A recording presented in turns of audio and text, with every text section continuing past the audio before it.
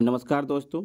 आज मैं आप लोग के लिए एसएससी जीडी एग्ज़ाम 2024 27 फरवरी फर्स्ट शिफ्ट का एग्ज़ाम समाप्त हो चुका है। इन्हें पूछे गए से प्रश्न मिल चुके हैं जो आपका 100% रियल और ऑथेंटिक क्वेश्चन है।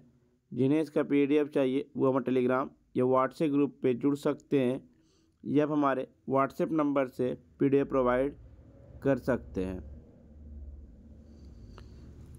पहला प्रश्न दिया था, वाहनों की दूरी किस यंत्र से मापा जाता है। तो वाहनों की दूरी ओडोमीटर या ओडोग्राफ से मापा जाता है, जिसका उपयोग किसी वाहन जैसे कि साइकिल या कार द्वारा यात्रा की दूरी को मापने के लिए ओडोमीटर का उपयोग करते हैं।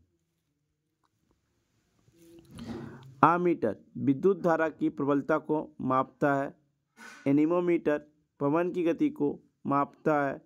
बैरोमीटर वायुमंडलीय दाब को मापता है। बोलोमीटर ऊष्मा विकिरणों को मापता है। क्रेस्कोग्राफ पौधे में वृद्धि को मापता है। कैलोरीमीटर रासायनिक अभिक्रियाओं में ऊष्मा को मापता है। हाइड्रोमीटर द्रव के विशिष्ट गुरुत्व को मापता है। हाइग्रोमीटर वायुमंडलीय आर्द्रता को मापता है। लेक्टोमीटर दूध की शुद्धता को मापता है। थर्मामीटर तापमान को मापता है। सिस्मोग्राफी भूकंप की तीव्रता को मापा जाता है।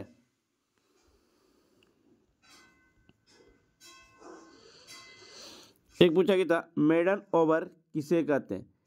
जब किसी गेंदबाज के ओवर में कोई रन नहीं बनता है तो उसे मेडन ओवर कहा जाता है। और मेडन ओवर आपका क्रिकेट शब्द से संबंधित है। विकेट मेडन जब कोई गेंदबाज एक मेडन ओवर करता है और उस ओवर के दौरान एक विकेट लेता है तो उसे विकेट मेडन कहा जाता है।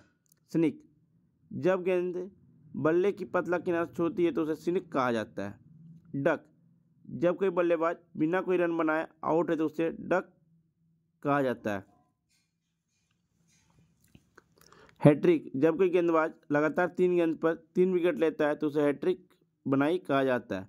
फुल शॉट का उपयोग मुख्य रूप से विकेट की लाइन में या ऑफ स्टंप के बाहर पिच की गई शॉर्ट बॉल को कहा जाता है फुल शॉट। एक पूछा कि द फिलोसफी ऑफ द बम किसने लिखी। तो भगवती चरण वोहरा ने लिखी है। इसे गांधी की लेख द कल्ट ऑफ बॉम्ब की प्रतिक्रिया के लिए रूप में तैयार किया गया था। लेख में युवाओं से आगे आकर उनसे जुड़ने की अपील की गई। यह वायसराय इरविन के खिलाफ हुए बम हमले से जुड़ा था। एसोसिएशन से जुड़े एक भारतीय क्रांतिकारी थे। उन्होंने भगत सिंह और सुखदेव सिंह के साथ रूसी समाजवादी क्रांति के मॉडल का अध्ययन किया। 1926 ईस्वी में भगवती चरण वोहरा और भगत सिंह ने नौजवान भारत सभा की घोषणा पत्र को तैयार किया। भगवती चरण वोहरा द्वारा लिखित 3 महत्वपूर्ण राजनीतिक दस्तावेज हैं। फिलोसफी ऑफ द बम नौजवान सभा के घोषणा पत्र HSRA का घोषणा पत्र है। एक दिया था, आगरा घराने के संस्थापक कौन थे। तो आगरा घराने के संस्थापक आपका तानसेन के दामाद हाजी सुजान साहब थे। आगरा घराने के उस्ताद विलायत हुसैन खान ने कई रागों में प्राण पिया नाम से बंदिश रची थी। उस्ताद विलायत खान का जन्म 1895 में हुआ था। विलायत खान ने हिंदुस्तानी शास्त्रीय संगीत में अपना प्रारंभिक प्रशिक्षण अपने पिता नाथन खान से प्राप्त किया। ग्वालियर घराना हिंदुस्तानी संगीत का सबसे प्राचीन घराना है। यह हसूक खां और हुद्दू खां के दादा उस्ताद नाथन खान पीर बख्श को इस घराने का जन्मदाता कहा जाता है।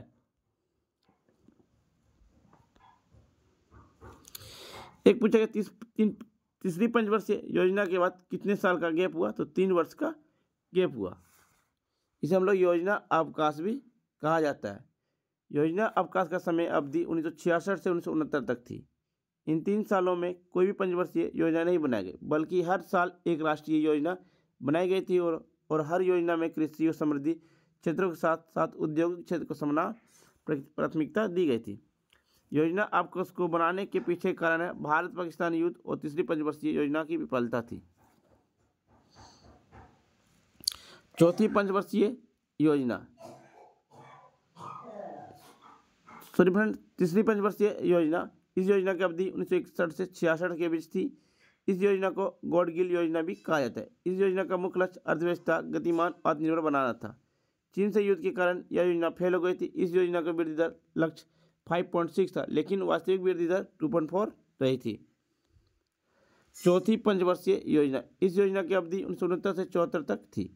इस योजना के दो मुख्य उद्देश्य थे। पहला, स्थिरता के साथ विकास, और दूसरा, आत्मनिर्भरता की स्थिति प्राप्त करना। इस योजना के दौरान 1971 के चुनाव के दौरान इंदिरा गांधी द्वारा गरीबी हटाओ का नारा दिया गया था। चौथी पंचवर्षीय योजना में यह योजना असफल रही। 5.7 की विकास दर के लक्ष्य के मुकाबले 3.3 की वृद्धि दर हासिल हुआ था।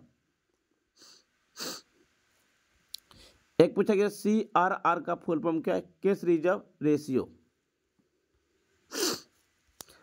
नगद आरक्षित अनुपात CRR का यह वह राशि है जो बैंकों को नकदी के रूप में RBI के पास जमा करने की आवश्यकता होती है।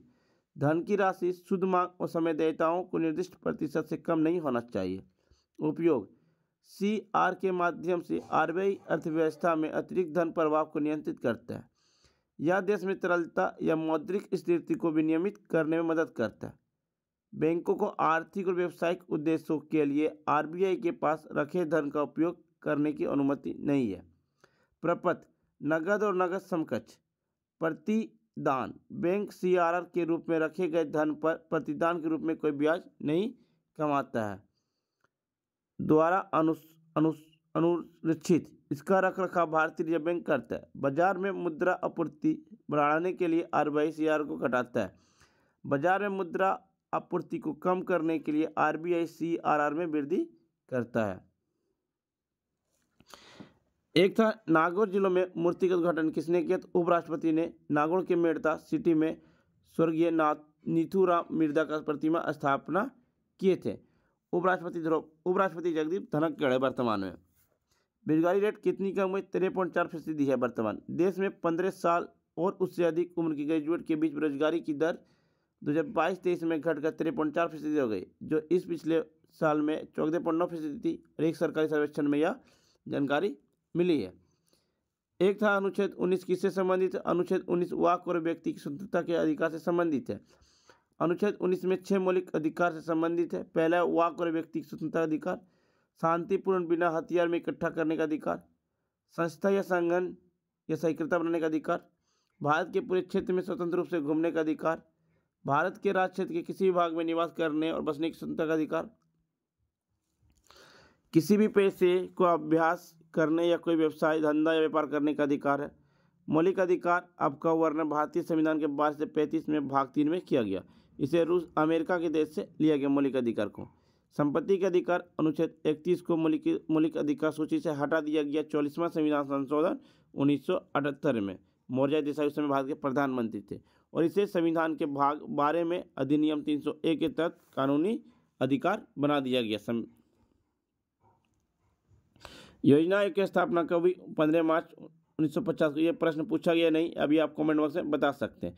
इसके योजना आयोग को खत्म कर दिया गया 17 अगस्त 2014 को और नई संस्थान नीति लॉन्च किया गया। नीति आयोग का स्थापना 2015 में हुआ था भारत के प्रधानमंत्री नरेंद्र मोदी के द्वारा। एक पूछा गया, ज्वार नृत्य किस राज्य से संबंधित है? तो मध्य प्रदेश से। मध्य प्रदेश का लोक नृत्य है। यह मुख्य रूप से बुंदेलखंड क्षेत्र में किसान समुदाय के बीच किया जाता है। इसे हार्वेस्ट डांस के नाम से भी जाना जाता है। ज्वार नृत्य में पुरुष और महिला दोनों भाग लेती है। मध्य प्रदेश के अन्य लोक नृत्य मटकी, आड़, खड़ा, नच, फुलपत्ती, ग्रीडा नृत्य, सेल्लाड़की नृत्य, सेलभोदनी मंच।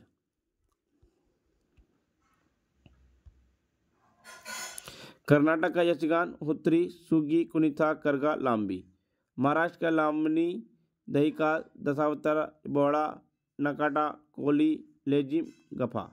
आंध्र प्रदेश का कुचिपुड़ी, विलासनी नाट्यम, दप्पू, टेप्ता, गुल्लू, लमाडी, ढिमसा, कोलट्टम, बुट्टक बोमालू, आंध्र नाट्य, भामाकलप्पम, बीरनाट्यम। फ्रेंड्स, वीडियो पसंद आई है तो लाइक, शेयर, सब्सक्राइब जरूर करें और जिन्हें इसका PDF चाहिए वो हमारे टेलीग्राम या व्हाट्सएप ग्रुप पे जुड़ सकते हैं। डिस्क्रिप्शन लिंक दे दिया गया। तब तक के लिए धन्यवाद।